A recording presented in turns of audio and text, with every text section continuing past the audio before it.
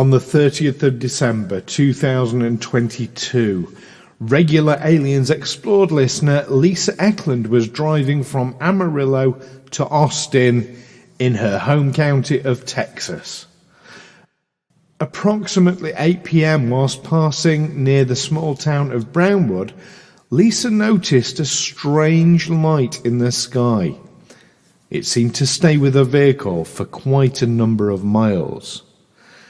Lisa pulled over several times and took video footage of this strange light on her mobile phone and very kindly sent it to us here at Aliens Explored for our opinion. So join myself, Neil, and Lisa as we try to get to the bottom of Lisa's UFO encounter. This week's episode is thanks to all of our patrons, and in particular our Explorer of the Week, which this week is Jonathan Perna. Now, if you too, like Jonathan, would like to become an Explorer of the Week and help support us in making these podcasts, then go over to patreon.com/Aliens Explored, pick a tier that suits you, and you will get some marvellous benefits in there and rewards for helping to support us. And what's more, you'll have our eternal gratitude as well. But yes, this week in particular, we're highlighting Explorer of the Week, Jonathan Perna.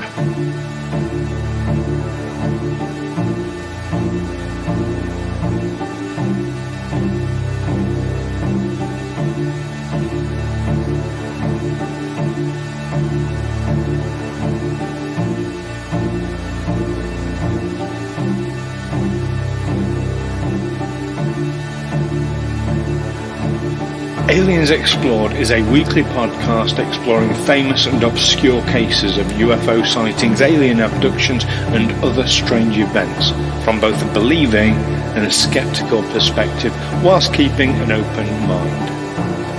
I'm Stu Jackson, a professional actor and amateur ufologist with a particular interest in the crop circle phenomenon.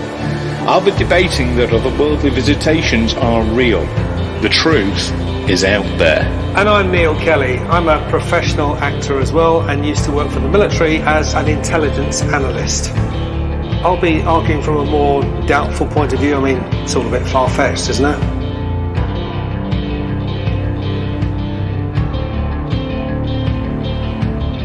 Hello everyone and welcome back to Aliens Explored, your weekly look at all things related to the mysterious skies, UAPs, things underwater, things done in smoky, dark rooms amongst conspirators.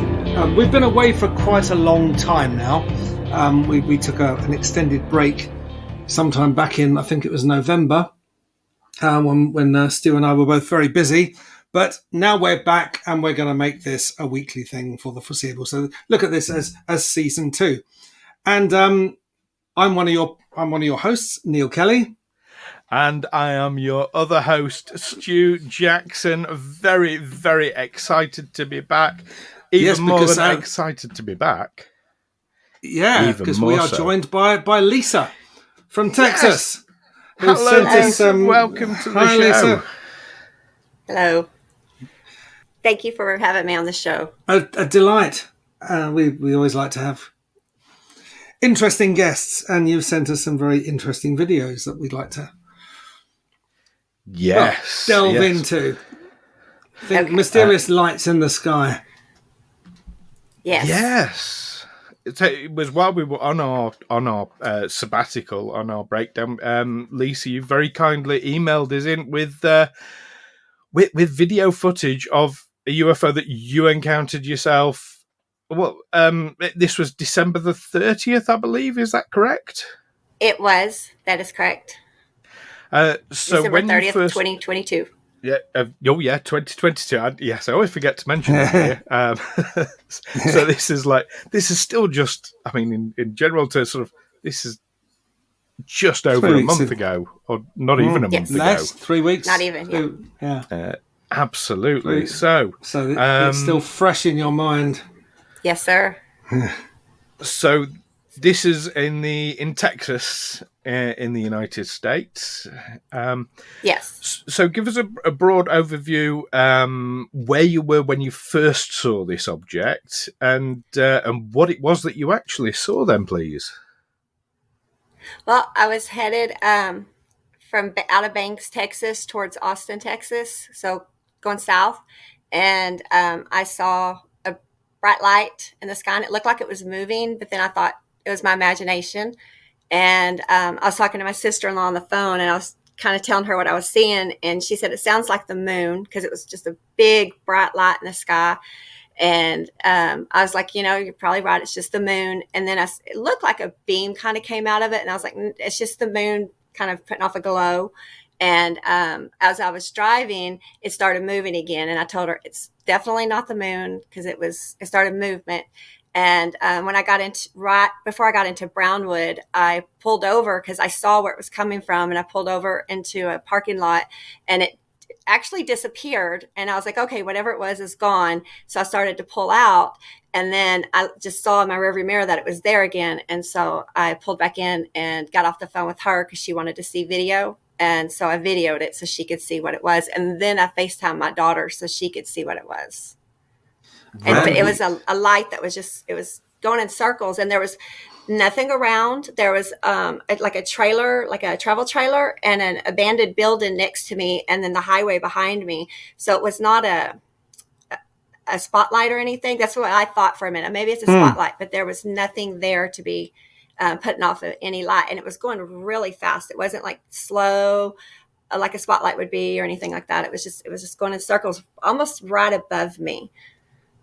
And we're going to put that footage on our website, obviously, for people to see for themselves what it is we're talking about. That will be on our YouTube channel. Our new YouTube channel for our regular listeners. We have a new YouTube channel. Link in the description. I'll leave Stu to sort all that sort of stuff out. He's the techie one. So, it was difficult to see from the footage to get a sense of scale of it, because it looked like it could have been just like a flashlight beam being played around, because there's a lamppost, isn't there? Do you call that a lamppost? Yes, there was a lamppost pretty much in front of me, and then the light was just right above. And then I actually left and started driving down the road, and I noticed out of my peripheral that it was still there. So I pulled over for a second and looked, and it was moving kind of east along the way I was going. And it stayed with me, and I went all the way through Brownwood, and I stopped when I was at one of the stoplights. I actually took a little video of it again. It was real short, but because it was there by me. And then as I went through early, it was still coming along with me. But then I turned off in early to go towards Austin, and it kept going like east towards Comanche. And so I never saw what happened with it after that. Okay. So did it only start circling once you stopped and got out and looked, or was it kind of circling as it followed you? It was doing it this way the entire way. And so it was going in circles the entire time, and it was it was really cloudy, so you could just see the light, and I couldn't tell if there was anything else up above. But there was no red lights or little blue lights or anything like that on it. So it wasn't. It seemed to be a fairly standard sort of almost white light, although in some of the video footage it did seem to take on a bluish hue at times. I noticed. So I've done a bit of. Not that I'm an expert in video analysis, but I've done as much analysis as I can. And yes, it was definitely moving. So from the ground looking up at it, it was moving in a clockwise direction around. It was taking around about a second to do a full revolution. I haven't timed it precisely, but I noticed a few other interesting things about it. But before I do, so one thing we haven't mentioned, from the video footage, obviously it was dark at the time, so I'm guessing this was in the evening, because there were quite a few cars on the road. 8 o'clock. About 8 o'clock in the evening. It was around 7, 8. Yeah. Okay. So so you didn't have much in the way of light pollution going on. So there's no big cities near there or anything like that, is there? No, Brownwood's small. It's not a huge city by any means. Right. And what's difficult to tell from the video is kind of how far away it is and how big it is. Right. It looks like quite a small thing, not particularly far away. Is that it? And when I was by it looked not like huge, but the way it was about, I don't know. It looked bigger to me, but on the video it looked smaller. But in person, it looked like it was a bigger circumference that it was making. Yeah, I'm just trying to get a feel of maybe, when you look at the video, you say, well, actually, yeah, it looks like it was a lot closer and smaller than it was. It was actually a much bigger thing that was further away. To me, it was, but I was excited because I was like, what on earth is this? And it just, I don't know what it was. And it's not a perfect circle that it's for. It's not like it's a large object with one light on it that's rotating. Correct. It is. It looks like it is actually a light following a circular path on its own. Yes, that's why I don't know how big it was, because I don't know if it was just the light that was going or if it was attached to something that was going. But as I say, it's not a perfect enough circle to be one thing that was spinning. It's kind of a thing flying in a circle that's not quite a perfect circle, isn't it? No. That was one of the key things I noticed was it's an imperfect circle. But what I also noticed was the imperfection. So there are times it's almost like, if you were to play it around and kind of like it goes over a bump at one part of the circle almost. Yes. To me, it wasn't like circle. It was almost oblong, like an oval, like more of an oval. An ellipse. Yeah. Yes. There's that, but there is. I remember there was one part in the circle. It's on, as you're looking at the video, it's on the left hand side of the circle. It just made a little little sort of jump in its route. Now it'd be easy to think, well, okay, if it was, for example, a searchlight playing on the bottom of clouds, well, clouds are rarely perfectly flat, so you would get something like that. But it seemed to be perfectly flat other than this one bit. But that one bit stayed with it regardless of where it was or later on. You took different sections of video, like 10 miles up the road, and it was still there. So one of the most obvious things I thought of initially was it might be a searchlight sort of playing from a concert or, something big going on. I mean, Dallas would be a bit too far away, wouldn't it? That was and Austin's 2 hours away, and it really is a small town. They don't even have like any sky rises or anything like that. It's just one of those small towns in Texas that you drive through. And I think you mentioned Comanche. That's about, what is that, roughly maybe 20 miles away? Probably. And Comanche is really small. Yeah, it would have to be pretty massive to be coming up from there. And I think it's easy to rule that one out.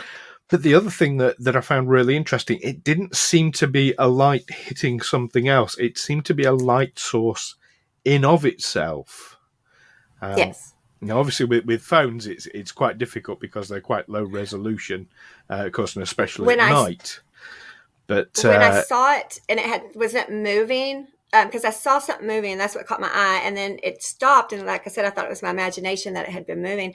It was large. It looked like a full moon, and with the how bright it was, and the clouds. How when the moon is really big and the clouds kind of go through it, that's what it looked like. And so I was like, okay, maybe it is the moon because it was really big. But then it went back to small and started spinning again.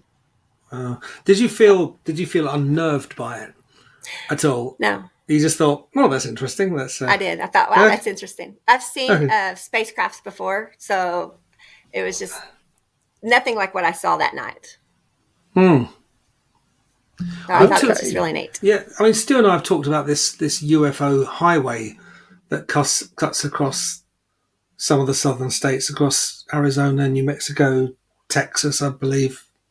Okay. Stu, do you know where was it? Was it close to that? I don't know. That's an excellent question. Let me have a look. Yeah, because you're looking at sort of from Atlanta to Phoenix kind of area. It would have been a bit south of there. Although, here's the thing. It's really hard to gauge how far away what you saw was, Lisa. So Right. if it was Well, I do know absolutely that huge... there's no towns of any significant size anywhere within 2 hours of Brownwood. Nope. But so they talk about the UFO highway. Basically, if you draw a line from Atlanta to Phoenix, sort of through Dallas, Okay. that's where you get more UFO sightings than anywhere else in the States.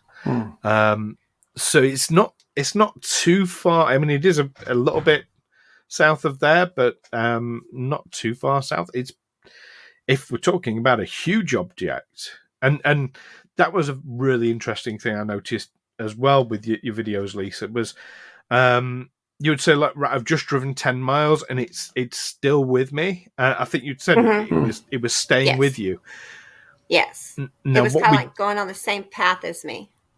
Yeah. So kind of taking the independent observer outlook on it, there's two possible answers for that. One is that absolutely it was following and tracking yourself.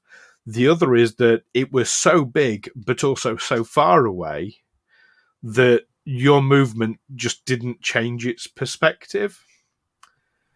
You know, you see mountains like way in the distance on a journey, and then nearer objects are whizzing past, but the mountains seem to stay still.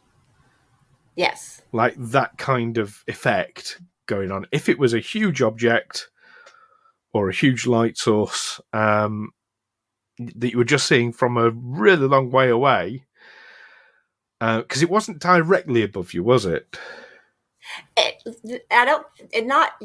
Yes and no. It felt like it was, because whenever it would go, it would like miss. I couldn't see part of it, and then it would be there again in front of me. So I kind of like was putting my phone outside of my car so I could catch it, because when I was in my car, it would like I said, it would just disappear on part of it to where I couldn't see it because of my car. It would be in the way. I'm with you. So it felt like it was right there with me. It may not have been, but it kind of felt like it was. And I called my daughter and FaceTimed her and, let her see it too. And I mean, she asked me all the questions. Is there a spotlight? Are you near a big city? Things like that. And one of the videos, I think I kind of like zoomed just around real quick. And you could see that there was pretty much nothing around me. Okay, this is your daughter, really Lindsay, useful. Isn't it? Yes, Lindsay. Sir. Shout out to Lindsay, who's a second witness to this, and a witness to this event. Were there many other people around while you were driving? Was it fairly lonely? No, there were cars driving. I'm assuming going home or going wherever for the holiday. But there was nobody where I was at. Like I was in a parking lot that was completely empty, and there was just a travel trailer right there, and then there was an empty building next to me, and that's it. Were you the only person that seemed to be noticing this phenomenon? Yes. Well, there was a couple of cars that had slowed down whenever I was trying to get over to go in. They had slowed down, and so I think they saw it too, but they didn't think much of it and went ahead and sped up and kept going. But I went ahead and turned in because I'm curious. And there was no sound either, was there? Nothing. No sound at all. No. Really curious. And certainly, yes, for our listeners, there will be a link in the description to these videos so you can see for yourself. And I'm a bit stumped. There's a list of 16 commonly mistaken phenomena that people see and think it's a UFO, but it isn't. So I actually keep this list fairly handy for UFO encounters as a way of sort of ticking things off, saying, well, it can't be that, it can't be that, it can't be that. And the first one is military aircraft. There's no way this is a military aircraft. Would you agree, Neil? No. Not if it's, unless it was a long way away, but then it would have to be going really, really fast if it was a long way away. Otherwise, you'd hear it. I mean, military aircraft. Yeah, I wouldn't be really, circling for such a long time. And circling Lisa in particular. Yeah. Absolutely. Although Target acquired. But I know here in the UK, I know Air Force pilots, it is illegal for them to, even in a training exercise, to target a civilian vehicle and follow it. However, I also know it happens very regularly. They do it for targeting practice, because it's happened to me. Okay. A military aircraft has decided to follow my car, and it's terrifying when that happens. I can see why they don't allow it. But yes, so the second one, I think very easy to instantly dismiss: meteor fireballs. There's no way this was a meteor shower at all. No. Really easy. Another one is lens flare. Now, interestingly, there was some lens flare on one of your videos, and the lens flare itself moved in front of this object. So That's whenever I think it was at the stoplight and my window was up, and I recorded then. I think that was the one. Get really easy to dismiss lens flare, and again, you wouldn't have that movement. Lens flare behaves in a very different manner. The moon is one that constantly gets mistaken for being a UFO, but again, that movement, absolutely not. The International Space Station, no, this light was far too big, and that circular movement again. Oddly shaped clouds, we can dismiss because it was a light source. Sky lanterns, definitely not. Military satellites wouldn't have that range of movement. Venus, if Venus is moving like that, we're in trouble. Ball lightning is one I'm struggling to dismiss quite as easily, but I've never seen ball lightning behave like that. No. Okay. There was no storms or anything around. Right. Have you ever seen ball lightning? No. Neither have we. I don't think you have. Have you seen? Yes. It's not something you've seen it, have you? Yes. Okay. Yes, I've never seen it. In Wiltshire. It's not uncommon around the areas that you get crop circles, interestingly. That's a whole other discussion right there. Yeah. Space debris, again, you've got this light source movement now. Weather balloons, and people like to cite weather balloons as a reason for UFOs. It was not a weather balloon at Roswell, and it's not a weather balloon here. Rocket misfires, definitely not. Flares from aircraft, again, not. Contrails, well, if it was daytime, well, again, you wouldn't have a light source, you wouldn't have the movement. And the last one is searchlights. And this is the one that it looks most like. It'd be easy to take a very quick look and dismiss it as that. But looking at the map of the Journey USA and Lisa, it's nowhere near anywhere that would be producing a searchlight of that scale. No. And probably moving too fast for a searchlight. I mean, if it was someone with a very powerful flashlight just waving it around, and it was a low cloud that you don't actually see the beam so much, or don't see it in the video, but you would see where it was hitting the cloud. Yes. I was looking to see if there was anybody out there, like walking around or anything like that might have a flashlight, or if somebody was with a drone or something like that, and I saw nobody. And I would think a drone would have, because all the drones I see have little lights on them. Yes, the little blue or red lights, or sometimes green, I guess. But I didn't see any of that. Yeah, they are flashing another thing I thought LED of, lights, definitely. Yes. And another thing I thought of, until I realised you were out of your car, was, and it's something apparently novice pilots get confused by. They think they've seen something outside, and it's actually the light from their instruments reflecting on the window, on the windscreen of their aircraft, or on the side windows, and they think they're seeing something. yeah, no, but obviously, definitely wasn't that. yeah, you were out of your car, so there was no Yeah, we can no question rule that that one being out so. as well. And yes, I did go through. I went through every single video, literally frame by frame. I was looking to see if there was any sign of a beam of light projecting light upwards. There isn't a single one in no frames Well, whatsoever. no, whenever I first saw it, though, I saw that movement, and then looked like a big old moon, and I told my sister-in-law, I said, it looks like it just shot a beam down from it, and I was like, okay, it's my imagination, it's the moon, and then, like I said, it started moving again. I was like, okay, it's not the moon. Moons don't move like that. So, It was. do you think I don't know what it was. Do you think it's possible you saw one UFO projecting another one out from it, and it was the second one that was circling, or are you certain it was Possibly. this first one?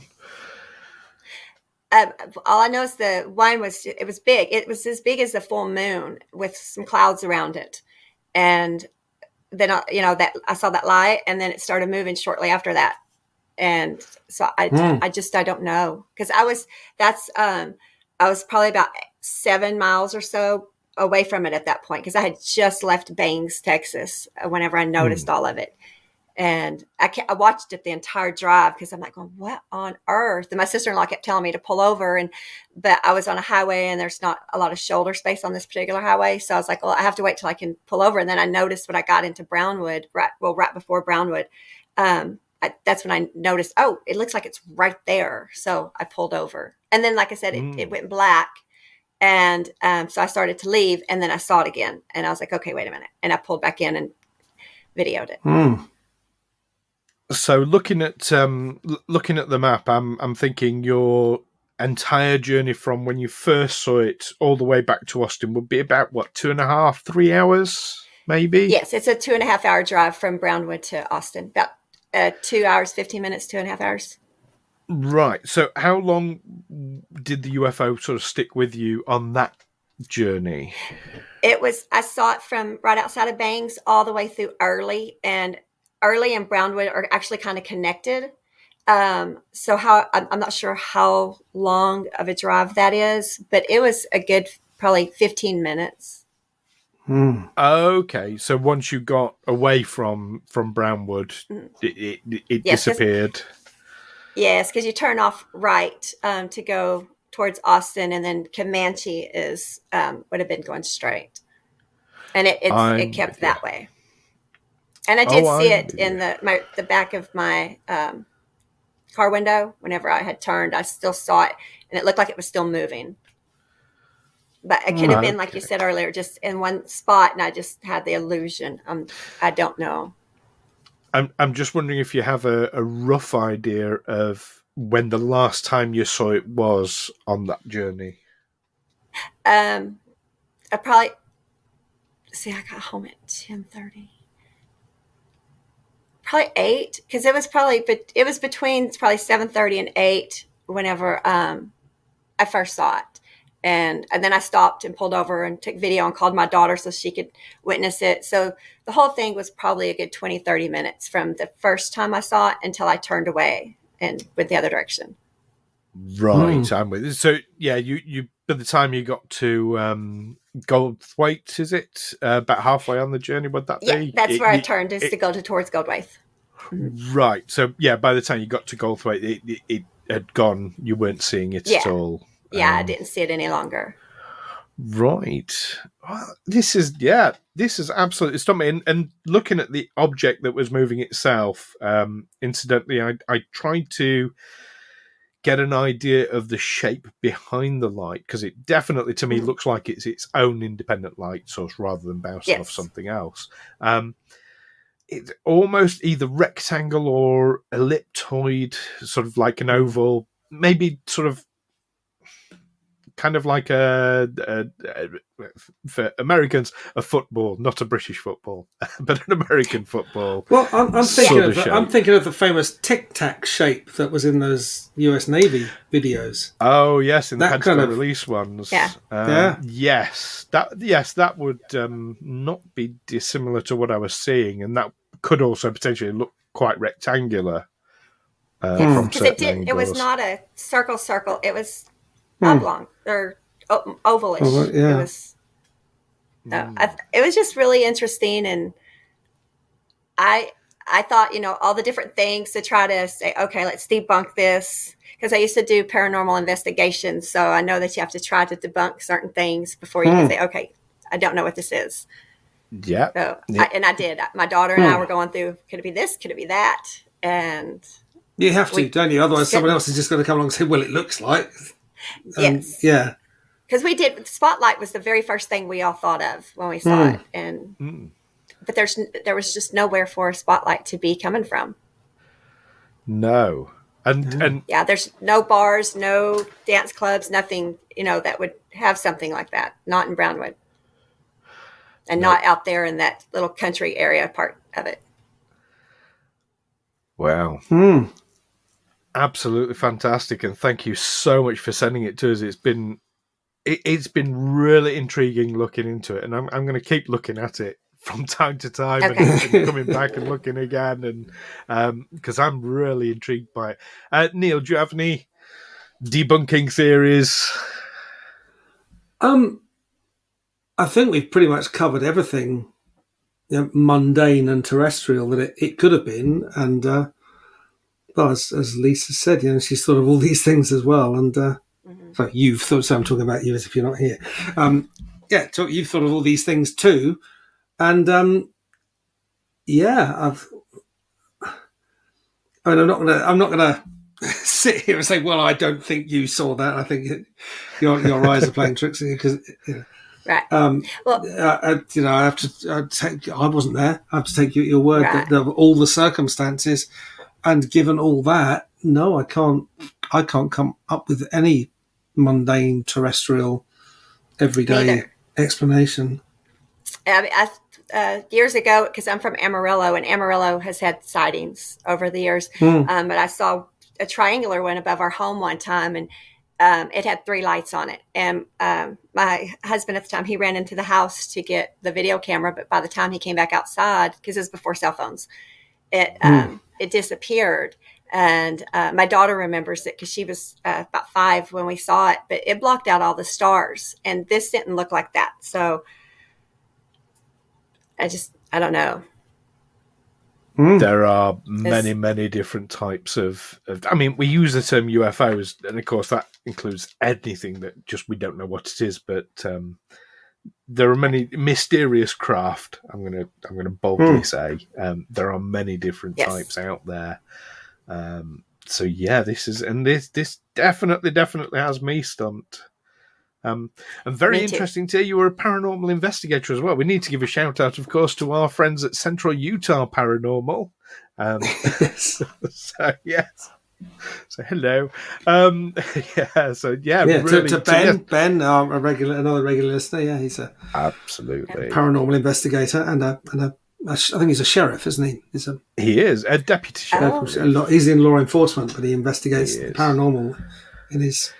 I'm not sure it's part of his duties. I think it's in his spare time. I think it's a separate concern. Yes. But absolutely, Lisa, you would have that mindset of ruling things out. Yes.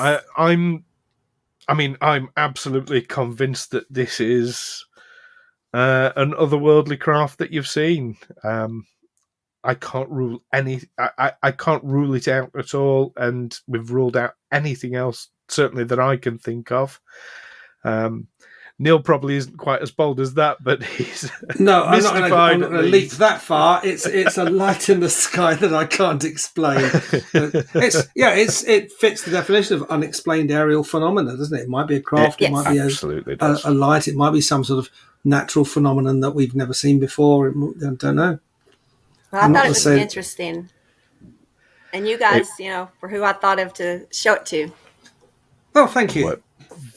We appreciate very it. Touched by that. Thank you. And of course, what we really want to know is, what do you think, listeners?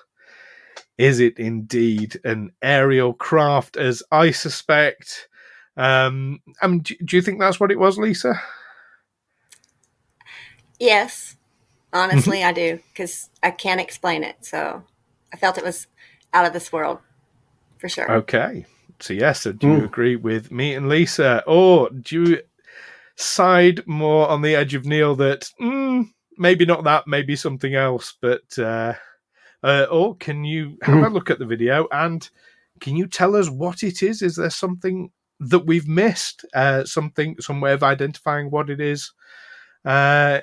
Do let us know via the usual means. You can contact us through Twitter, through Facebook, by searching Aliens Explored, of course, or you can email us, like Lisa did, aliensexplored@gmail.com.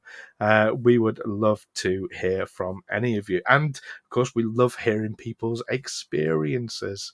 So thank you so much for coming on today and to talking to us about this, Lisa. Absolutely phenomenal. Really nice to meet you. And it's good meeting you. And thanks also to Lindsay for verification, even though she's not here on the show with us. Absolutely. Big shout out to Lindsay, who's also a regular listener. We always like to hear that.